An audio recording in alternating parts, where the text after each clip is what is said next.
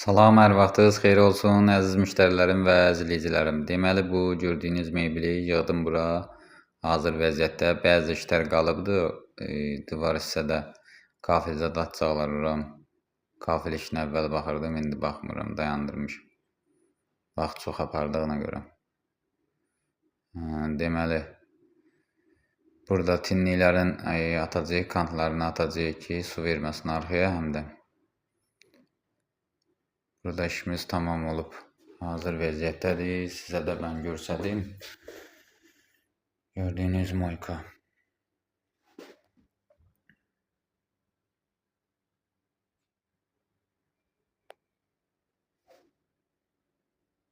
Altar yuvan da burada.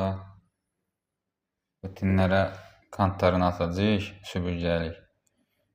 Bunları tutsun, su verməsin deyə ora kafel vuracaqlar. Mən dediyim kimi kafel işini dayandırmışam çoxdan. Çünki əmələ gəlmir, vaxt çox aparır.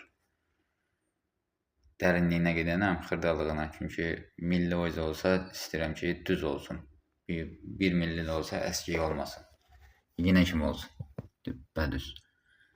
Bu kanalizasiya görürsünüz, bunu bağlamışam ki, məqsədim odur ki, birdən təzyiq vuranda paltar yuvanına suyu şlanqı basıb arxaya qarmoşkanı çıxartmasın. Orta halda qalsın. Həm də bu şlanqı çox itələyirlər, gedir, girir kanalizasiyanın içinə, yuxarıdan gələn mətbəxtin yağı zadı, suyu zadı gəlir, tökülür, tutulur burada, suyu vermir, sonra verir, qaytarır paltar yuvanın suyunu dağa. Ona görə normativində qoymuşam ki, ondan artıq nə çəri olsun, nə çöl olsun. O nəzərə almışam. Bu da paltar yuvanımızın arxa krantı. Bu gördüyünüzdə ikisi mətbəxtindir.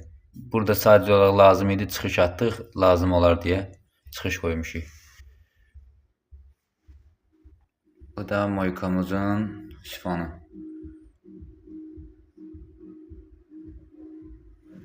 Belə işlər. Allah sizləri də var eləsin, canınızı sağ eləsin. Bir dənə burada qaldı, silinmək bunlar, silinəcək təmiz vəziyyətdə.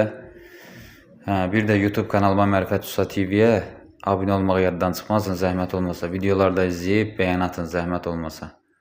Oldu, diqqətinizə görəm. Allah razı olsun, minnətdarım. Bu da universal Mərifət Usta.